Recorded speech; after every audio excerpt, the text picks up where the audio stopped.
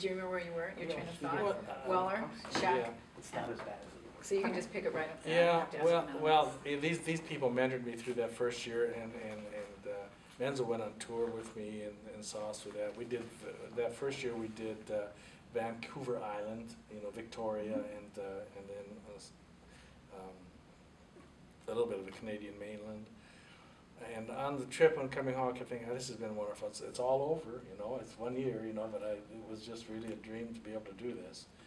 Couldn't have been more than a couple weeks later, Dr. Weber called me in his office and said, we're expecting an increase in enrollment next year, and we'd like you to stay around. You could go to school. I know you want to go into a music major as a grad student, but you're lacking some coursework because you were basically an education major when you were at Synodical school. And we need somebody in the dorm, which is where I was. I was in South Hall as the dorm dad. And so I said, that's okay, except then I again was brash. Because I said to him, this all sounds real good to me. He said, but if I know myself, I do not have the kind of personality that can sit around and watch somebody else do what I most love to do. And that's the choir. And so I'm not interested if it means I have to watch somebody else do the choir, because I'd rather go to a congregation where I can do my thing with choral music. Wow. So, like that, he got on the phone to George Weller down at Berkeley and explained the situation to him. And George, bless his heart, said, well, if he agrees to stay, he can have the choir. Okay, so that was the true beginning. That was the true beginning. That ended, then 27 years later, I leave. Okay. Yeah. So share some great stories of choir or Christy Crux. I want to hear about Christy Crux too. Well, choir was just, choir was the end all, be all of my existence for most of my career. I just, the rehearsal environment for choir was my lab. It's where I got to do the thing I like to do the most. And other things that I had to do were basically ways of letting me do what I wanted to do. So we moved around a lot. We did not have a home. We rehearsed in Mary Neal's lounge initially, there. So we had to set up every day and tear down every day. We rehearsed in Hagen Center after a while, and we got moved around a lot. We had rehearsals as early as 7:30 in the morning some years. But early on, the choir rehearsal period, which was 5th period in the day, was protected. Nobody was allowed to schedule classes 5th period because to Dr. Weber, the choir was important. And George Weller had something to do with that. He went in and said, you got to put your money where your mouth is. If the choir serves the purposes of this institution, and you want that choir to be a good choir, you've got to make it available. You can't have all kinds of things running against it. Even for the Christmas chorale, no athletic events could take place during that weekend. It was a campus event, and they decorated they had decoration contests in dorms and for Christmas. And we went out. They initially went out up in the mountains and cut all our own greens. And then For St. Michael's? For St. Michael's and for the dorms. They came back with truckloads of greens, and we'd have to put together and decorate the church and decorate around the it was a campus event, Over the years, that sort of, as other things became important to other people, then we started getting, we got to have a basketball game. We can't keep our schedule together if we can't play on the same weekend as the Christmas chorale. And then you begin to have a conflict between whether or not a kid could be in basketball and also be in choir. So for a long time, we struggled. For a while, there was a transitional period where we worked that out as best we could.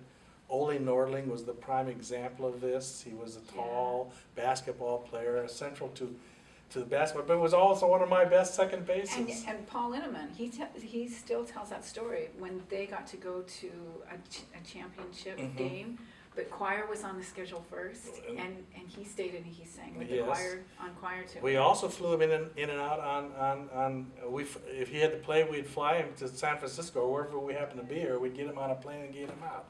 I mean, that was the kind of thing that you had to do. And then as time went along, of course, then that division became permanent, and you couldn't really do anything. But early on, when this campus was small and homogeneous in its way, the education of the total person, spiritually, educationally, morally, everything, that was the thing we wanted to deal with. The faculty spent time talking about this, that we were responsible for the total environment, and it was almost a Greek approach, where everything is, you want to be good in science and music, and you wanted to have those liberal arts. The liberal arts, yep. And so it was a wonderful time for the choir, and choir tours were always great.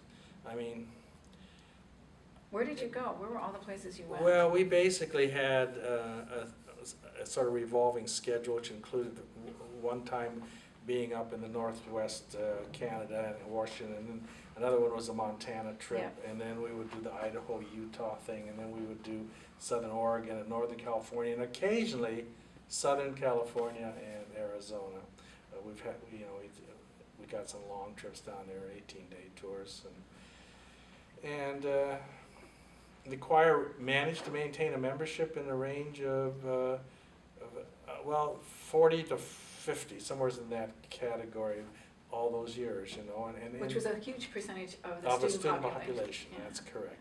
When we went to 4 years here, then the choir was very good those years, because I was beginning to be able to keep people, and they were getting more capable, especially as we developed a little parish music program and had some upper division courses, and had really good choirs. They were smaller though. They were like in the 25 to 32 size. For Concordia Choir or for Christy Crooks? Concordia Choir.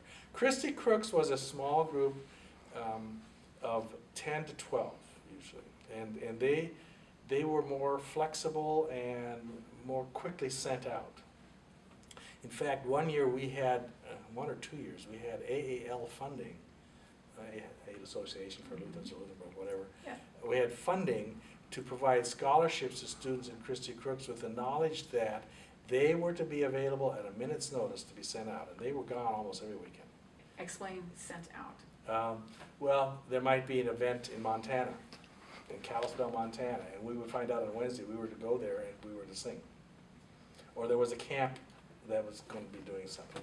So the whole group would go? Yeah, or there was a youth gathering down in Northern California at, what was the big ski area down there was, I don't remember the name. Tahoe? Squaw Valley. Squaw Valley, okay. And good. We went down there and with drums and guitars and everything, or did well, you go that varied. Initially, Christy Crooks was not mic'd. We used just simply all acoustic instruments, so that was a little easier to go. We did a year-long tour once, which we carried our own piano with, and we kept moving in and out, because church pianos are just... A synthesizer or an acoustic piano? An acoustic piano. I don't remember that. Well, that was like in 1980... 73. No, 74. 75, 76. 75, 76? Yeah. Yeah. That was back when we were 70s. primarily still acoustic. I mean, we had a stand-up bass, we had guitar and all. The second, we had children, so Christy Crooks stopped for a while. And then when it got picked back up, we were more into all the cords and cables and batteries that don't work and that kind of stuff. Is that a big regret for you now, or that's just the culture is changing and that was adapting? That was the way it was, yeah. And that was the kind of music we were able to get, and it was where we got synthesizers with we bought a lot of equipment, and easier to carry around. And those were good groups, but a very different kind of music than what we originally started with.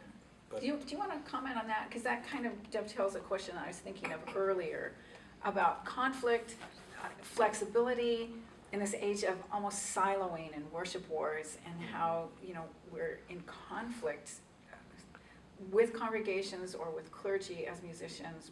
What did you learn about that? What can you share? It really is a morass. so much of what has happened in the church in its music and worship is a reflection of the culture. Yeah. And so the church, rather than making impact on the culture, for the last 30 or 40 years, it's been the other way around. And because of the strong sense of person, I'm a person, my feelings that count more than other people's.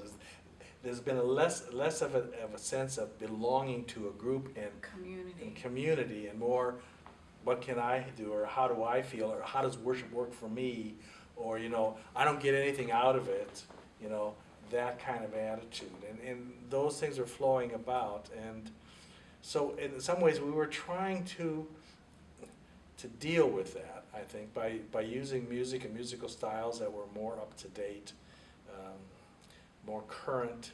In the language of the people. Yeah. But in the process, as a Lutheran, in the process, we were beginning to use literature that had come out of other theological persuasions. And that began to affect the theology of the Lutheran Church and theology of Lutheran worship. And so... so where would you put that line? What are the non-negotiables for you? What is the core? What is the great treasure? The scriptures and sacraments. If you don't have the word being proclaimed in its fullness, by that I mean you got to have sin and grace. That's just the way it is. I can tell you a side story about that, but it's sin and grace, and then the sacraments, baptism and receiving the Lord's Supper. There's no other reason to worship on Sunday morning than if you don't have. Really, there isn't. You can go any place and sit around and study the Scripture, but to have God come to you in sacramental life, that's a corporate experience by and large. If you're sick or if you're infirmed and these are being carried to you, but those are delivered to you through the appropriate people in the hierarchy of the church, and it's just they're trained to do this and art and music complements and reinforces and weaves into all of that. Yeah, if you look at Lutheran service book is finally a Lutheran hymnal that is just better than anything out there as far as I'm concerned. The hymns in there. I hope I have time to back up. I played in a Presbyterian church for a while. And in a Presbyterian church, I was always amazed at how much they danced around sin and grace. They'd talk about it, just about get to it, and then veer off in another direction. The only thing that really made it work for me was that the Presbyterian hymnal was full of wonderful theology. And that's true. That's true of the Lutheran Church too. I think the liturgy and the hymns hold the theology of the church together. Without those hymns, without that liturgy, if you go all these other ways, it all becomes individualistic and personal. Forgive me. Yep. I had water the whole time and never needed it before. That's okay. Yeah. We can just stop for a second. Okay. Right now. Remember where you were. Yeah. About the liturgy and hymns. We're going to take a break. We're at about 6 minutes left. I do want to ask you some stories about Christy Crux. So I don't know if we have time. And then I want to ask you a story about sin and Let's do grace. this. Let's let you catch your breath.